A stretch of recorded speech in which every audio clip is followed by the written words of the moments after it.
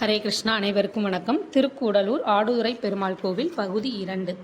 திருமாலுக்கு பொன்னி ஆற்றின் கரையில் கோவில் எழுப்பி மன்னன் அம்பரீசன் வழிபாடுகள் செய்து வந்தான். தற்போது அந்த கோவில் இல்லை.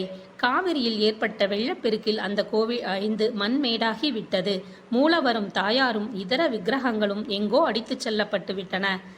வெள்ளம் வடிந்த பிறகு மீனவர்கள் மீன் பிடிக்கும் போது விக்கிரகங்கள் அவர்களது வலைகளில் சிக்கி அவர்களது சேரிக்கு எடுத்துச் செல்லப்பட்டன.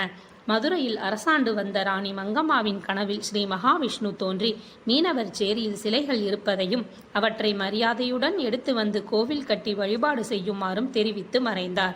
ராணி மங்கம்மாவும் தக்க மரியாதைகளுடன் விக்கிரகங்களை மதுரைக்கு எடுத்து வந்தாள். ஆனால் எந்த இடத்தில் கோவில் கட்டுவது என்று புரியவில்லை. அவள் மனம் குழம்பி திகைத்த போது பேரொளி ஒன்று தோன்றி வழிகாட்டியது. அப்பேரொளி குறிப்பிட்ட இடத்தில் கோவில் கட்டி வழிபாடுகள் மேற்கொள்ளப்பட்டன.